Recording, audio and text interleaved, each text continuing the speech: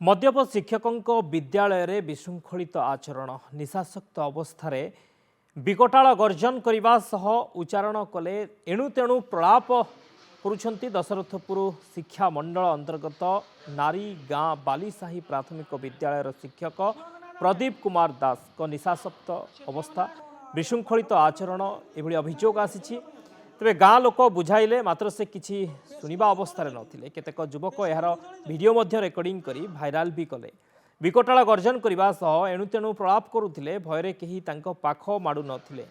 गाँर किछि युवक तांकु उठाइबाकु चेष्टा करी विफल होइथिले ए संपर्क में बीओ आलोक कुमार बंध खबर पाई संपृक्त विद्यालय प्रधान शिक्षकों को फोन करी घटना सत्यासत्य बुझिले पर लिखित रिपोर्ट देवाकू निर्देश देइथिले रिपोर्ट मिलिबा परे एभली एक संवेदनशील प्रसंग उपरे छानबीन करा जाई श्रृंखलागत कार्यानुष्ठान ग्रहण कराजिबो बोली बीओ कहिसंती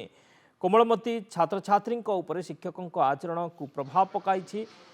प्रदीप बहुबार मद्यपान करी विद्यालय आसुथिबा अभियोग होइछि। शिक्षक अच्छा दुई जन शिक्षक अच्छा जन हेडमास्टर जड़े सहकर्मी प्रदीप दास से प्रत्येक दिन मद पीकी आसती क्लासरूम को मद पीकी आसती आम अभियोग करूँ किंतु आम कौन अभियोग से शुणती ना ए ज्ञान करती ये आसी मद पीकी पूरा माने आपण जापर नहीं कि वीडियो देखिले जापर कहले भी विश्वास करेंगे जो अवस्था माने अधा लंगला